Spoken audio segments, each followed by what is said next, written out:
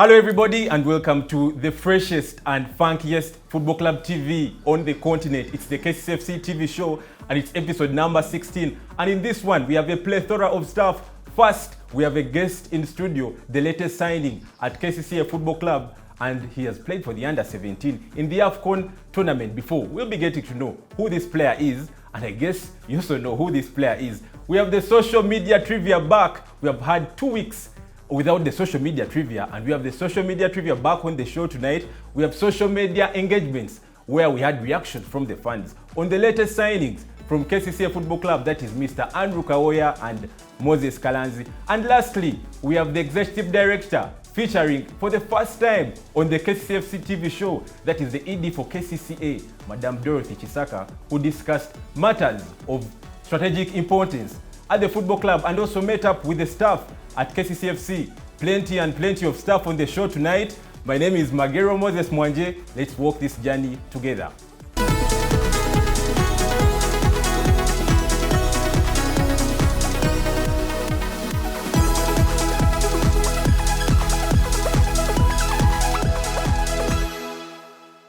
Now, to start it off this week with the club news. Now, when we say we are more than just a club, we really mean it. Kcca Fc has come to make things faster and smarter with you, and we have partnered with Safe Border, and now you can get our merchandise on the Safe Border app. How? This is how you can do that. First of all, download the Safe Border app. Then it will bring an interface. After getting to the app, top up money on your wallet, for example, 100,000 shillings. Then you go to the food and shop section, which will bring you restaurants and shops. Then after, select shops and then select Kcca Football Club. And then after, it will bring you a list of items available, for example, jumpers, jerseys, wristbands, just like the one I have. I bought mine on the Safe Border app. And then select items you want, add to cart. It will show you your bill. And then after, you pay using the Safe Border account. The Safe Border will deliver items to you in your provided location, especially around greater Kampala areas.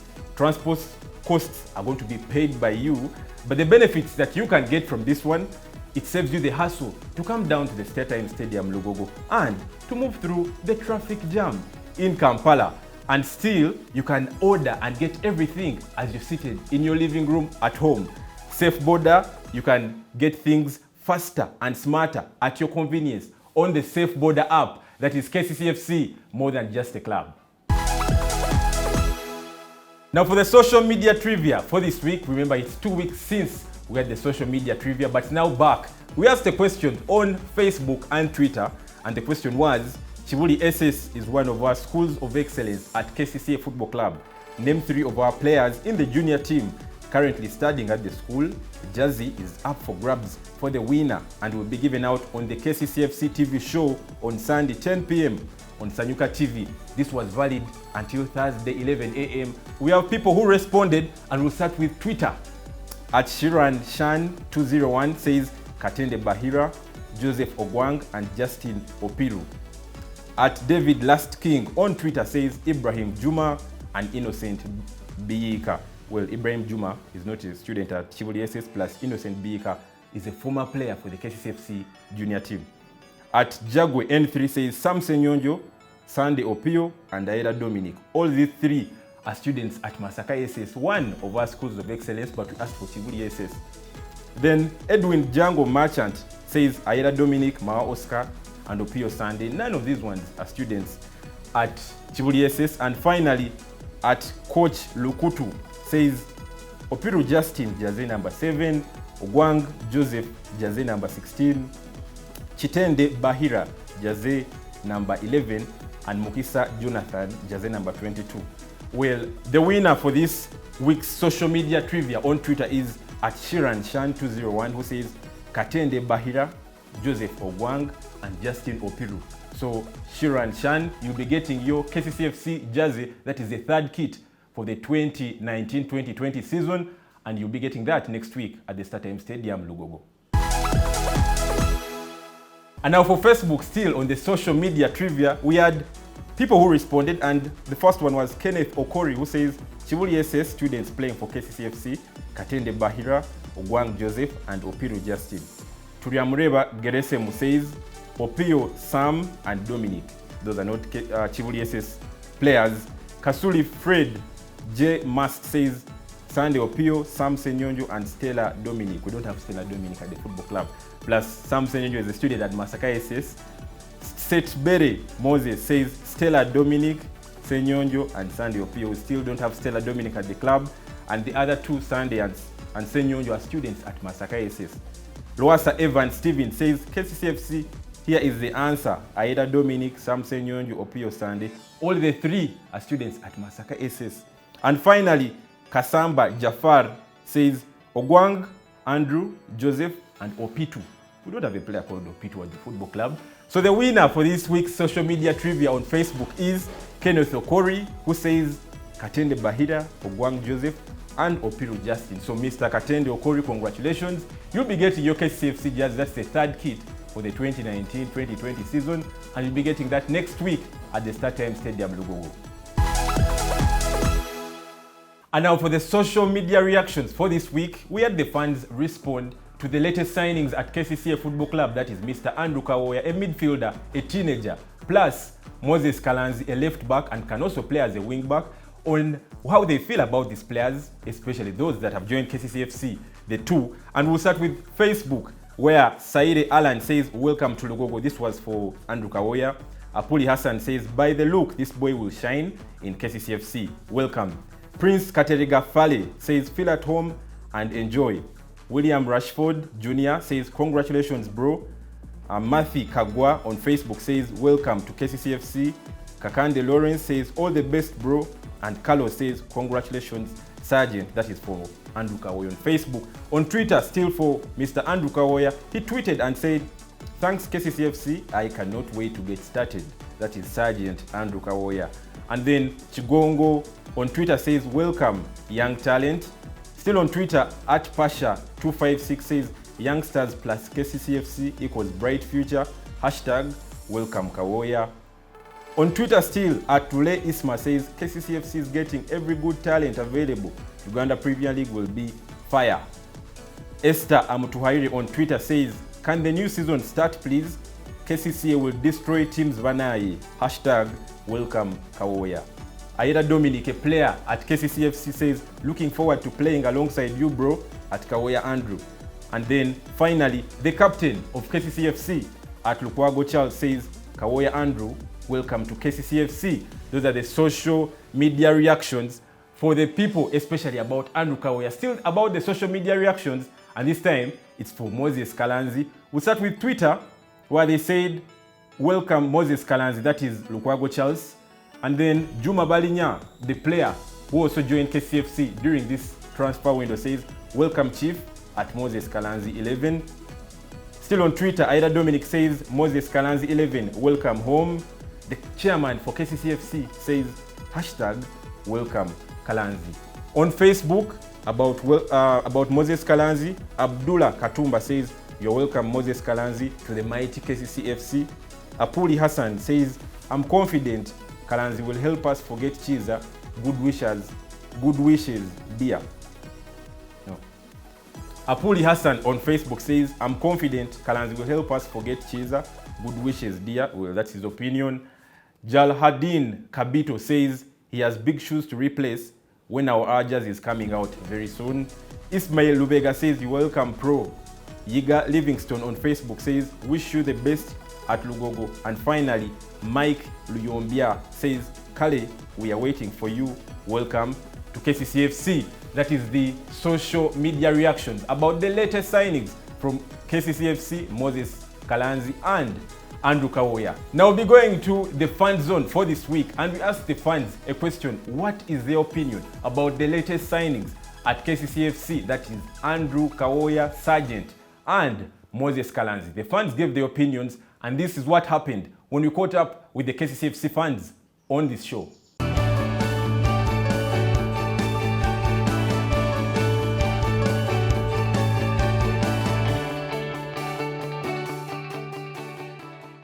Amanya nedobozi kasumchaze omwagizi wa Kcca nambemu. Natandika okuwagira Kcca biseera byadda nnyo nali kyali mutono zatandika okukola Kcca waliwo omwami yajjayo nga nsoma kasasiro sayidize yewaffe mu Kirombe eruzira nagenda okusomba kasasiro de nali mutwalidde nusu 5 nampa nusu 10 nga yambadde omujozi gwa Kcca Biden ogwaliko kigambo Kcca Fc nekinyumira nnyo nengumuga nti akajozi ako nandikambaddemu nansikiriza nampa nusu 10 nandeeta okuba nti mpagira Kcca paka kati n'okuba nti navaayo okuba nti nkola byenkola okuba nti neesiiga langi okulaga Kcca nti y'amaanyi nti mu Uganda yekulembedde era nti tewali ttiimu nayo negisinga kusamba omupiira mulungi kwe kuba nti wendi n'abalala bonna baze baneegattako n'omwana omutawo gwe naleeta naye yavaayo olw'ekyo nti awagira Kcca kyalaga nti kyamaanyi. Amanya agange bampita Mwesige Francis nsula wa Kiso wano mu Uganda Premier League mpagira ttiimu gye bayita Kcca FC. Natandika okuwagira Kcca kutandika ku olwo ne kaakati era nali mpagira nnyo ttiimu za Premier League naye nazivaako nga ndabye empiira gya Uganda ginyuma. Engineer Charles Sendwagudde omuwagizi wa Kcca kuva mu 1990 ndagadde nnyo club eno okuva obuto bwange era nga nyumirwa style of play ne talent. Mpitibwa Lake William nga ndi muwagizi wa Kcca. Sijjagamba nti ndi muwagizi wa Kcca nze nawagira dda Kcca nga tennaba kwongereza bwako ennyukuta ya A. Era ekyandeetera okuwagira Kcca yali nti Kcca yagira ku tipa eyali eyola kasasiro. Kati we yagira eyali mu tipa eyali eyola kasasiro kwaliko omuzannyi bamuyitanga Charles Katumba yakubanga dive header yeekasukanga nga defender naye nga yeekasukanga akola ki ng'agenda mu bbanga. Okuva olwo omupiira ne gunnyumira nnyo.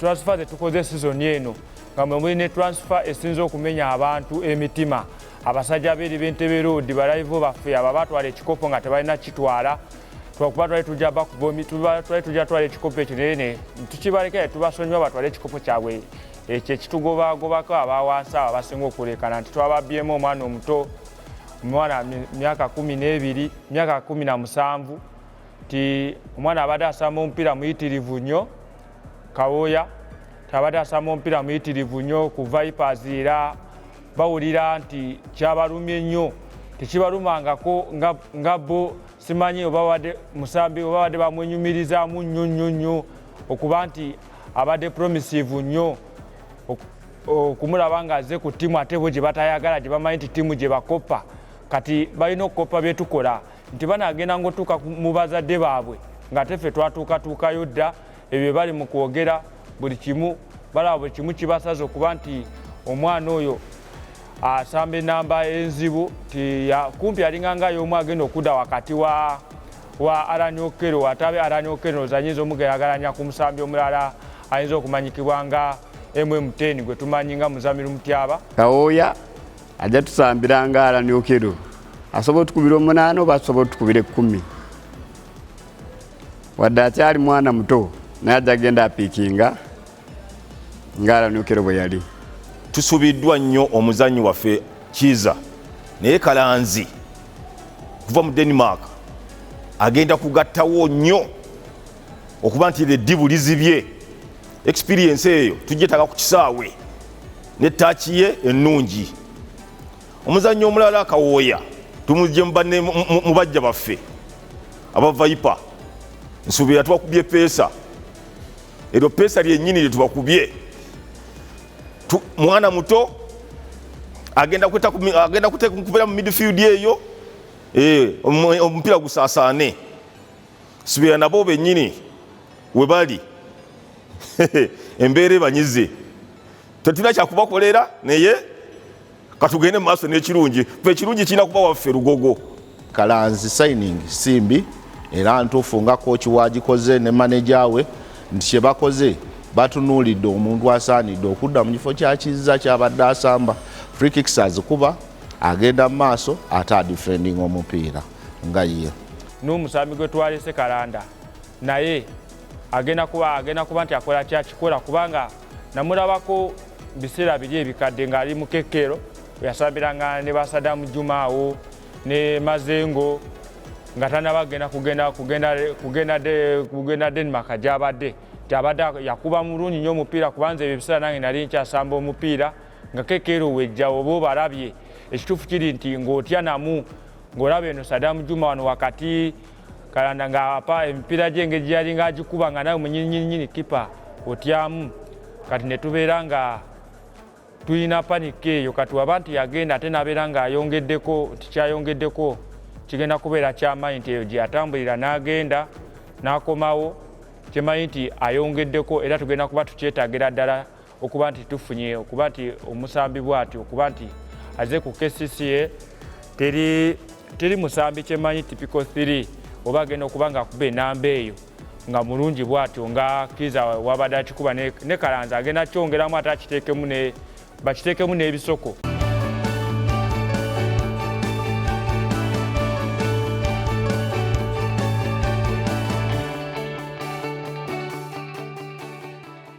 Well, you've heard it from the fans themselves. Those are their opinions about the two players that have just joined Kcca FC, Mr. Andrew Kawoya and Moses Kalanzi. We'll be going to a break, but when we return, we're just not done yet because we have an exclusive interview with one of the players that has just joined Kcca FC in this window. He'll be telling us about his football journey. Plus, later on in the show, we have the executive director featuring for the first time on the Kcca Fc Tv show, Madam Dorothy Kisaka, who discussed matters of strategic importance at the football club with the board and also met the staff and the players of Kcca Fc. Everything after this break.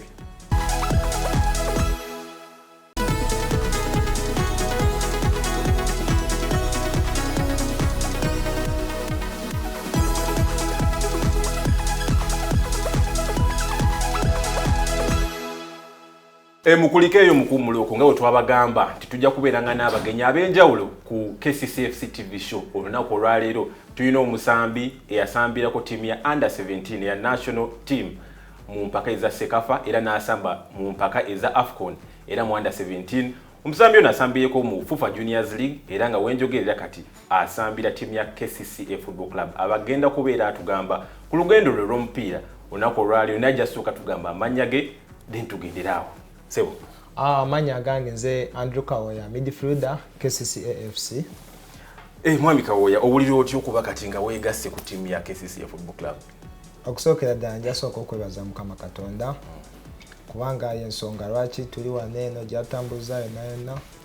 Ndi musanyufu okubanga nasobola okwegatta ku Kcca FC olw'ensonga Kcca FC ye ttiimu esinga mu Sekafa region ate basambira ddala omupiira omulungi. Omupiira ogw'okugenda mu maaso ate nga ndabira ddala gwe mupiira gweza okunjyamu okusobola okudevelopinga talenti yange n'okugyayo ekitone kyange.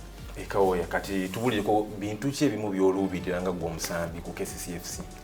Ebintu bye nduubirira ku Kcca okugeza nga okuwangula ebikopo, buli kikopo kye tunaagendamu naye ntya kukola ennyo n'okuwaayo omutima gwange gwonna n'okuliseninga abakochi bananga bangambe kubanga omupiira gusambirwa instructions. Then nze nganze okulubira Kcca competition kubanga nakuba nsamba n'abasambi abalina experience ennene okugeza nga captain Lukwago abaddeko ku national team emirundi gyonna Gift Ali kijja sobola okunyambako okufuna confidence eyo ate mu bulamu bwange nsinga nnyo okwetaaga eyo challenge eyo kubanga watali challenge tosobola kweyongerako.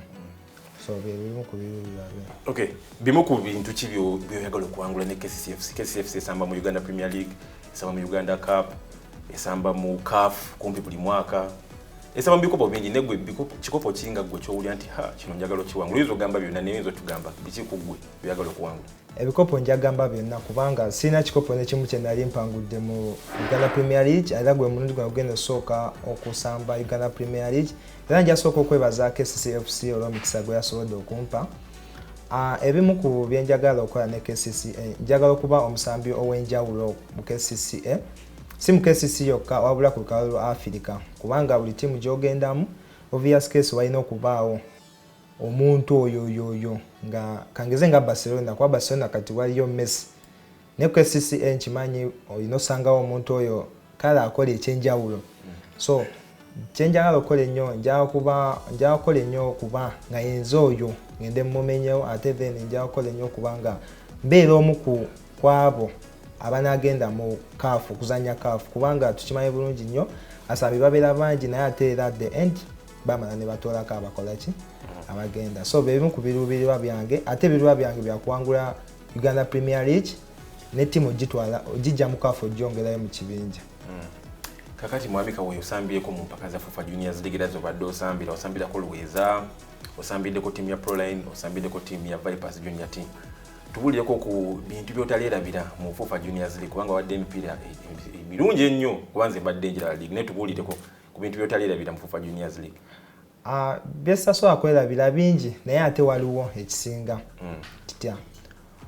Kyesasobola kwerabira gwe mulundi gwe twevasinga ne Kcca omwanda awe ogwasooka be bajja ewaffe ate era omulundi kyesajja kwerabira kikino nasobola okubateba goolo ate era ne mbakolamu assist si wakawokawoka ne twabalumba ewaabwe nasobola batebamu ate era ne mbakolamu assist emu kwegana nafuba nnyo okulaba nga nsamba nnyo nga bwe nsobola kubanga omupiira buli ogenda mu kisawo ogenze kwetunda so ogwo omupiira nakuwayo nnyo nga kyensobola okusobola nga kubanga bakochi ba Kcca o tekiniko ya Kcca endaba kubanga natundula n'endaba nga Kcca ye ttiimu oba we wantu wensobola okugenda okugyayo ekitone kyange so moment eyo gyesobola gyerabira lwe nabateeba ne lwe nabakolamu assist yemu eyo gyesasobola kwera osamba omupiira mulungi nnyo njukira wakuba free kick ne long range. Okay. Wasambako n'empaka za under 17 Sekafa e Burundi. Empaka ezo zagenda zikyanzi watebamuko ku goolo ba assist tubulireko. Empaka ezo zaali e Burundi jukira gwali omulundi gwange ogwasooka okuyitibwa ku national team eyo myaka ya 17. Nali musanyufu nnyo kubanga nalaba nga ebirooto byange ntandise okola ki kubituukako. Empaka ezo nasobola osamba games zaali 3 nasobola okuteeba goolo zaali 2 naziteba na South Sudan yadde tetwasobola tiimu kola kuleeta kikopo naye ate era twafuba nnyo okulaba nga tukola ekisoboka kubanga Mukama Katonda yakola yakisalawo nali musanyufu nnyo yadde kakati nosambako ne mu mpaka ze under 17 AFCON empaka zikyasinze obunene ku lukalu lwa Africa abasambi abali wansi w'emyaka 17 wawulira otya ng'omusambi? Nali musanyufu nnyo before nga tetunnagenda kubanga batugamba nga tugenda samba empaka za AFCON of which nali ndabyeko ku mpaka eza AFCON ez'abakulu eza senior team tournament yemu yadde range eyawukana nti zino gy'abato diri gy'abakulu. Nali musanyufu nnyo kubanga ez'empaka eza African Cup of Nations zirabibwa ensi yonna siga nti owa Uganda bukayi banaza no zirabikira ensi yonna kubanga nalabira ddala nga ngenze kwetunda of which wabeerayo abantu bangi baagenti bannamawulire baani bonna ng'ensi yonna nebeekulaba. Nali musanyufu nnyo nti nasobola empaka ezo okuzizannya yadde ekyennaku kyannuma tetwasobola kagenda mu World Cup and game gye twalina okusamba okuwangula yali ya Nigeria yadde twakoleemu emu ttiimu yange kyannuma nnyo nti eggwanga lyange sasobola litwala mu World Cup naye ekyannyamba nti nasobola okuteebaayo goolo twali tuzannya Tanzania twagikuba 3-0 era nasobola okuteebako goolo emu nenkolako na assist emu so nali musanyufu nnyo ate era saava yali twasobola kiika mu mpaka za under 17 naye ate era yadde under 17 nagivaamu naye ate nsobola osanga under 20 so nkyalina omukisa oguqualifyingisa ttiimu yange mu World Cup. Ate bukyanga otandika kusamba mupiira kaseera ki kotaleerabira nga kaali kalungi gy'oli bukyanga otandika kusamba mupiira? Akaseera keseerabira ke kano katya nti naddangaawo nendoota ttiimu yange gyenina okubeeramu ttiimu gyendala gyensobola okugendamu okusobola okutuukiriza ebirooto byange naye ate nazooka enkya ku makya nendaba nga ttiimu ngituuseemu ye Kcca FC era ndi musanyufu nnyo olw'okuba nti no kana kaseera so akeerabira kubanga Kcca FC yebadde ekirooto kya ttiimu yange so kekana kaseera kesasobola kwerabira. Ate kaseera kyaka kyasinze okubeera akabi gy'oli kukyanga otandika kusamba mupiira mu gino emyaka 17? Akaseera kakyasinze okubeerayo akabi na gyendi ke kaseera ke twalimu mu AFCON kubanga eggwanga lyatwesiga eggwanga lyatulinamu essuubi okusobola okukiikisa ttiimu ya under 17 mu World Cup naye lwakuba kyagaana nti si kusalawo kwaffe naye kwali kusalawo kwa Katonda tetwasula ttiimu kyannuma nnyo ttiimu tetwasula gikiikisa mu World Cup kubanga nze nganze omusambi kyandinyongeddeko ate kinene nnyo Sylvie so ke kaseera akabi ke sitasobola kwerabira. Okay. Kati ng'omusambi obitera okubeera n'ebiseera bye eby'eddembe ndowooza otera biyitamu otya? Nze ebiseera byange eby'eddembe ekisookera ddala sifuna time ewummula ntya kubanga sinnatuuka ku kyenjagala kubanga ntraininga ku makya nina training olweggulo ate si kutraininga kukawuka kubanga sisobola leka kusoma nenzira kuki kapiira kukawuka mbikombayininga bibiri so time yange njifuna nti ntya ku makya nkera nentraininga nempumulamu like 1 hour then ate nenzirako mu bitabo ate then regular nentukola ki nentraininga so sinafuna kaseera time eri awo yakuwestinga yakola ki wabula ninakola nnyo okusobola okutuukiriza ebirooto byange. Olina omusambi era gwegomba wano mu Uganda musambi kyoyo ate lwaki? Mu lukalo lwa Afirika wane waffe waneeno sirina musambi gwe neegomba wabula nze kennyini nkola nnyo n'amaanyi okubanga nze omusambi abato bannange gwe banaakola ki gwe baneegomba olw'ensonga gye bali bato bannange oba abavubuka bannange nga potential bagirina naye olw'okusalawo so kukalwa wane waffe sirina musambi gwe neegomba wabula nze kennyini nze gwe njagala nze gwe baba beegomba naye ntya mukole nnyo n'amaanyi. Ate ku ebweru w'eggwanga? Abweru w'eggwanga omusambi gwe neegomba bamuyita S01E16 era buli omu amumanyi.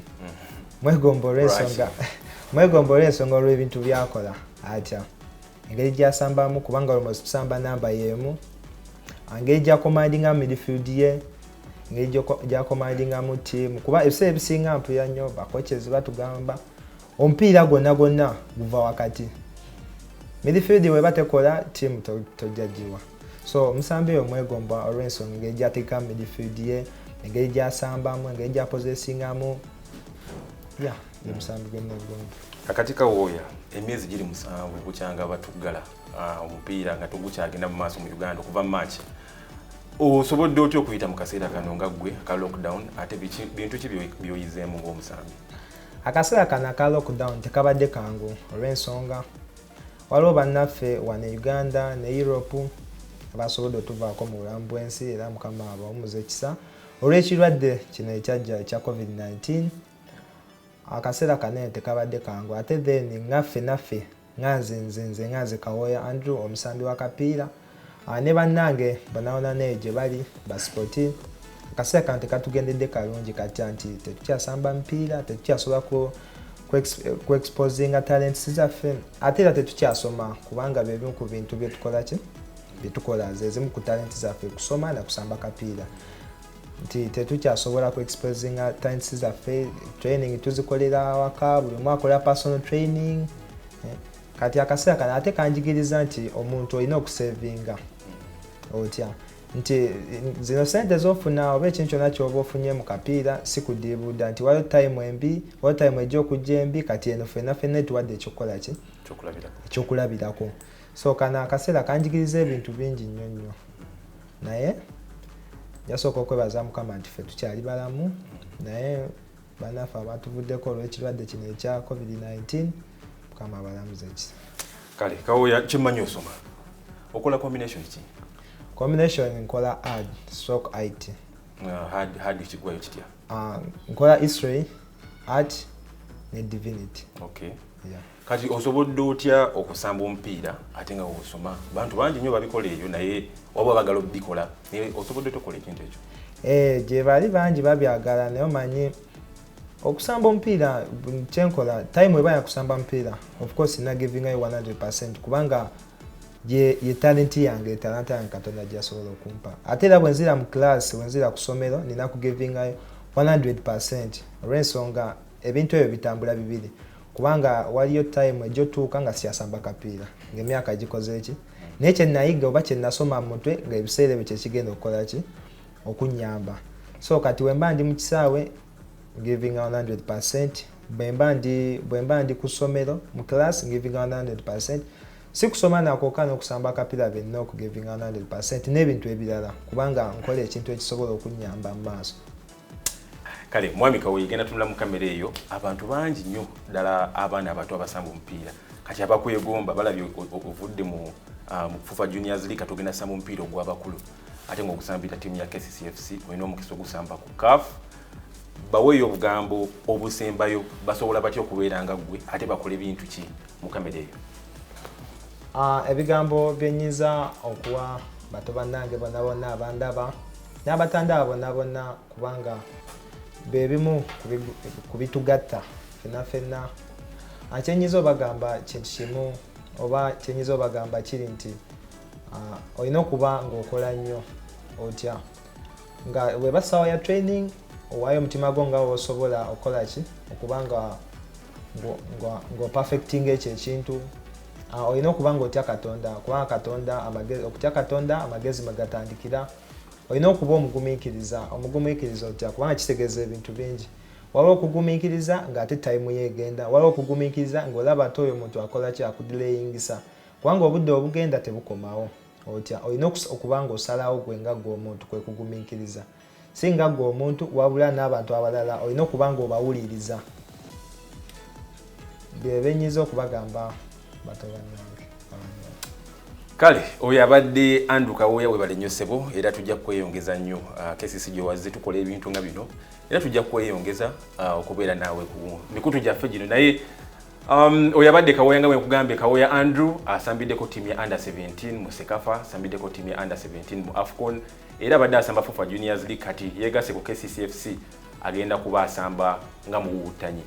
So we're going to be going to a break, but when we return, we have the Executive Director of Kcca, Madam Dorothy Kisaka, who discussed matters of strategic importance with the board of Kcca FC and also later met the staff of Kcca Football Club. Everything after this break.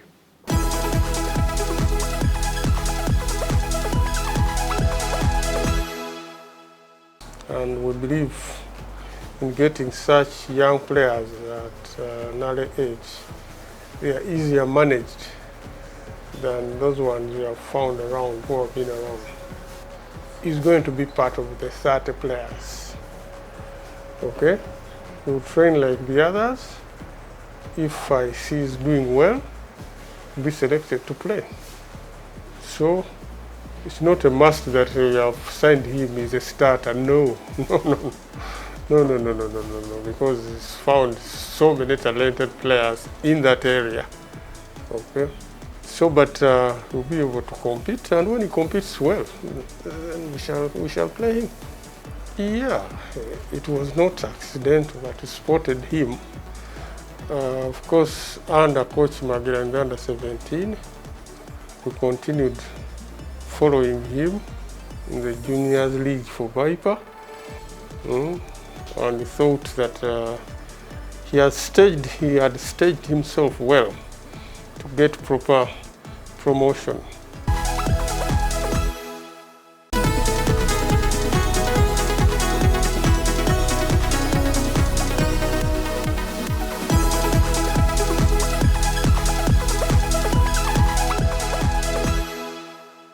Now welcome back from that break. Just like we told you, we have the ED of Kcca, Madam Dorothy Kisaka, who met with the board and discussed matters of strategic importance with the board of Kcca Football Club and also met with the staff of Kcca Football Club. Plenty of things were discussed in these engagements and Kcca Fc Tv show was there to bring you everything. This is what happened when we caught up with the ED herself. Kcca considers sport as a key factor in promoting citizen cohesion, stakeholder engagement, participatory approach, and total transformation of the person and of the city. It is because of this that Kcca invests in sports clubs in the city, comprising Kcca Football Club, which you are part of, Kcca Boxing Club, I can't wait to see that, Kcca Volleyball Club, Kcca Netball Club, Kcca Basketball Club, and Kcca Athletics Club. Each of these clubs contributes to the youth employment, social welfare, talent growth and development, No wonder a number of Kcca players participate at the national clubs. For example, the Kcca Football Club has 9 players at the national team. 2 boxers represented Uganda at the Olympics qualifiers. 3 females volleyball bowlers participate at the national team, and many others in other disciplines. I'm happy to visit this stadium, the Star Times Stadium, named after one of the Kcca FC legends, Philip Omondi. I have followed Kcca Football Club's achievements, and being a top fan of the club now, I will I will continue supporting it in achieving its vision as the #1 club in Africa. I will also follow up the matter of infrastructure improvement, such as the stadium construction. As a matter of fact, last week I signed a document. Okay, my office brought a document which was giving away some land to another organization. And I said, we first prioritize Kcca football clubs. I encourage the youth to optimize their talents and live positively, following the examples of many successful Kcca current and former players like the legend Tom Lwanga, Godfrey Katerega, Mike Mutebi, Molly Byekwaso, Jackson Mayanja, Muzamiru Mutiaba, and many, many, many others. We celebrate you legends because it is your sacrifice, it is your diligence that has brought us to this day. I want to thank the central government, the Kcca Directorate of Education, for promoting sports in the city. Thank you very much, Juliet. Thank you for holding that torch high. Thank you for being a champion for what we are celebrating today. I want to thank the board. I want to thank you, Martin, and your team. I was very impressed and inspired meeting you at the Kcca offices and hearing your vision and ambition and dream. I felt like, wow, I wish I was a member of the board also. I really thank you, and I thank the administration. I thank the staff for the good work you are doing here. I thank you, gentlemen of the media, of finance and administration, all of you in the various things you are doing for our club. I'm so proud of you. I want to thank the technical team. I want to thank the coaches of this mighty club. I salute you, gentlemen. I am a coach of leadership myself, and I truly celebrate the role of a coach. Everybody in life needs a coach. Without a good coach, you can fail. Thank you very much for the work you do. You see, I'm told we have the best in Uganda, Michael Mutebi. Where is he? Oh, he's hiding there. I salute you, sir. Thank you for contributing to the success of Kcca as the #1 club in Uganda. Can you imagine that? That's awesome. I also wish to express my sincere appreciation to the various sponsors, that is Star Times Uganda, MTN, Vivo Energy, Britam, and NIC Beverages. And I appeal to more sponsors to come and support Kcca Sports Club. We shall continue to be of value addition to your brands. Who cannot want to support a winner, because we are the #1. I have heard also that we've been able to participate on the international scene, and even on the international scene we are winners. I've come to appreciate what it means to sell a club member. Is that, do you call it that? To sell a player. I didn't know it was such a great trade. I look forward to one of these days participating in such an act. No, I mean, it is great because it champions the cause of sports, but also it promotes the player himself, who becomes an ambassador, great ambassador for our nation. I invite all sports lovers to subscribe to Kcca FC media platforms. I know that we have over 100,000 followers, and I'm hoping with supporting our young men who are here today, we shall soon get to 1 million followers. Our weekly TV program airs every Sunday at 10 p.m. I look forward to watching that, and I hope all of us will watch that. It's such a joy for me to be here. You can't imagine. My heart is bubbling with joy.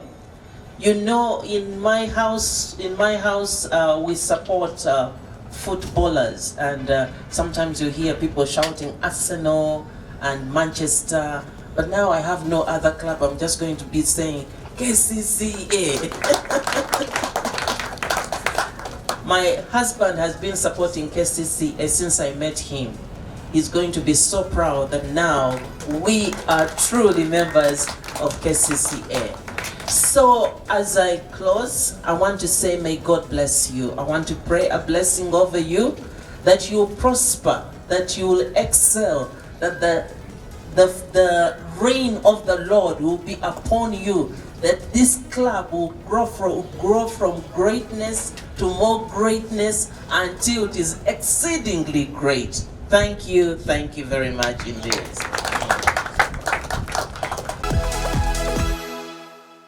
Well, you've heard it from the ED of Kcca, Madam Dorothy Kisaka, and I should say the future is really bright for Kcca. And just like they say, after your boss has said anything, you don't need to repeat. I will not say anything because the boss has said it all. That's it for this week. Remember, we had a guest on the show who was Andrew Kawoya, who told us a lot about his football journey and what he expects after joining Kcca Football Club. We also had the social media trivia where we had winners on the show tonight. We had social media reactions from the fans about the latest players that have joined Kcca Football Club. And also, we have something new at the football club. That is, you can buy merchandise from Kcca Football Club on the Safe Border app. Faster and easier and more convenient. Everything on the Kcca Fc TV show will be bringing you plenty and plenty of stuff in episode number 17 next week. My name is Magero Moses Mwanje. Have a good night.